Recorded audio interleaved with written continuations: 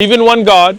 Don't worship idols. Don't worship people. Don't worship anything else. Follow the prophet of your time. So in the time of Abraham, you follow Abraham. In the time of Moses, you follow Moses. In the time of Jesus, Uthman Ibn Farooq here with our brothers from the One Message Foundation in my hometown, in my stomping grounds, Balboa Park. We're giving da'wah here. Last night we were in LA. The weekend before that we were in New York.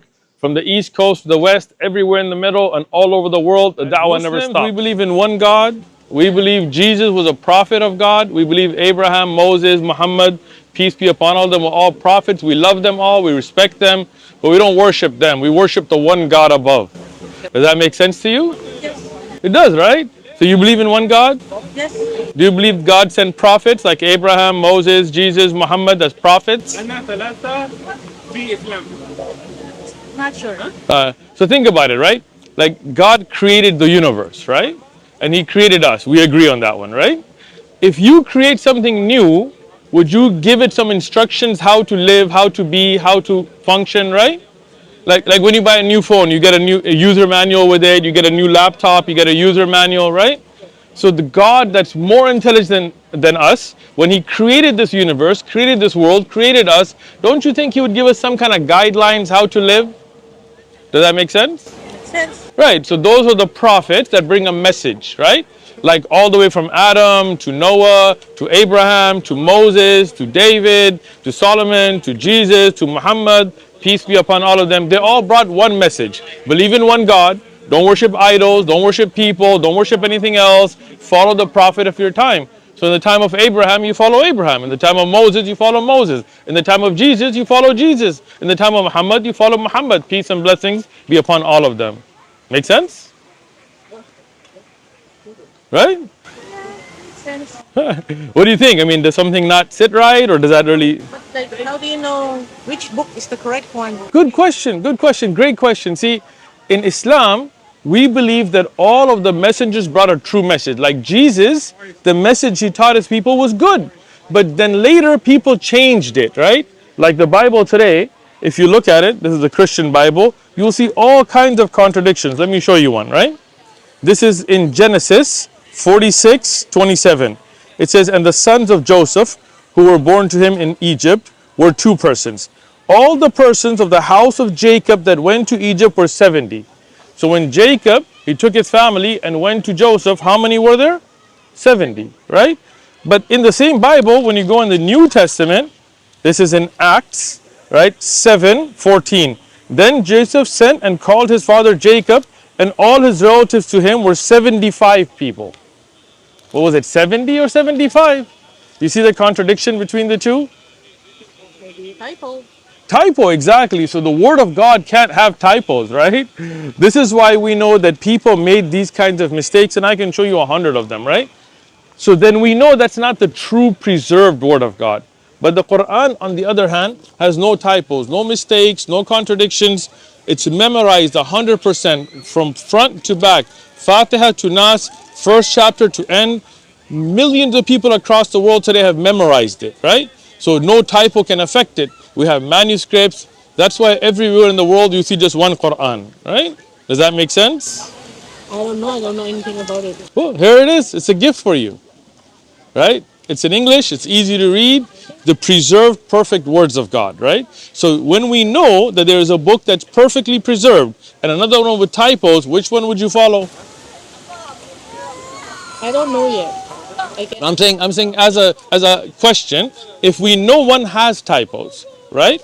And the other doesn't, which one would you follow if you know that to be the case?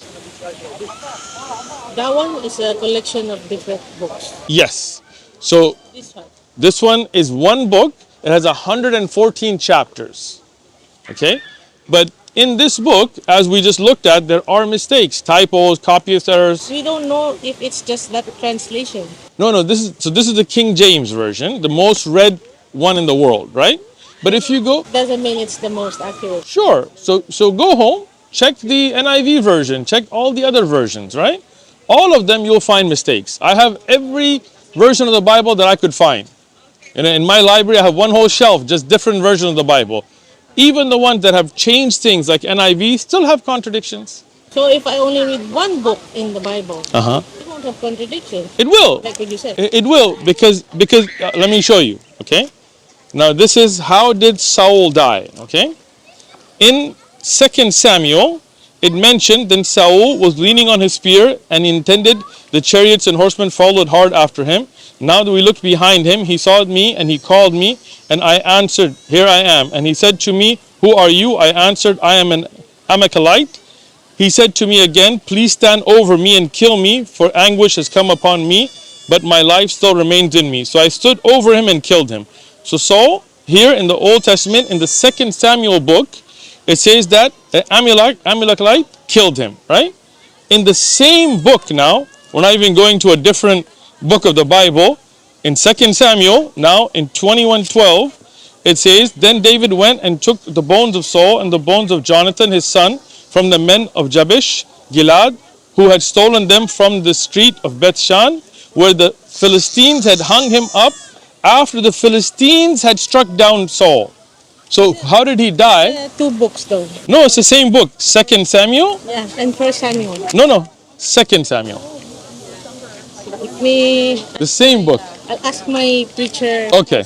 Take a look at your preacher and check out One Message Foundation. You'll see many of these. Okay. So even in the same book, they contradict. Okay. Have a good day. We believe in one God. We love Jesus. We love Abraham. We love Moses. We love Muhammad. We say peace and blessings be upon all of them. We don't worship any of them, but we believe in them as prophets. Okay. Make sense? Yeah. Good. Awesome. Any questions? No questions. All right, nice. Well, Thank you. have a good day. You too. We got Spanish. You want Chinese? We can hook you up. Do you know about Islam already, or? Oh yeah, I'm pretty familiar. All right, cool. The information about Islam. Maybe. I'm fine. If you got any questions, let us know. And Thank you. mashallah, Yeah, but I'm actually moving right now, so I don't want to take it. don't worry about it. Where are you from? India. India, mashallah. What's your name? Vito. Me too. Nice to meet you. My name is Uthman. Yes. Nice to meet you. So do you believe in God already, or? Oh no, I'm not really. I don't really practice any religion. No, I'm not saying practice. I'm just saying, do you believe there is a God, or do you think like, No, I'm not sure. To be honest. yeah? I just.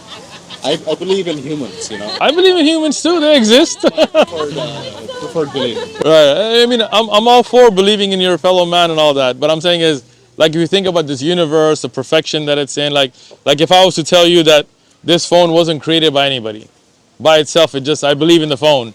But you know that somebody made the phone. It's got intelligent design, right? But don't you think the humans have more intelligent design than that? Well, the problem is you can never. Doesn't.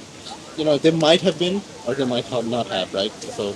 I mean, would you really believe that the phone didn't have a creator? It just came by itself? Would you really believe that? You think there's a possibility just over billions of years, grains of sand became this? No, but the person who built it had an idea from somewhere, right? And True. It came from somewhere and could have come from anywhere too. But you do agree that somebody built it. It didn't come by itself. But the human and the universe is more complex. So there had to be somebody that created it, right? Maybe I don't know. Does that make sense to you though? It makes sense to me. All right, good. That's Like a step. It's completely possible. All I right. have no idea how to test any of it. Well, you can start by reading, but when you're done moving.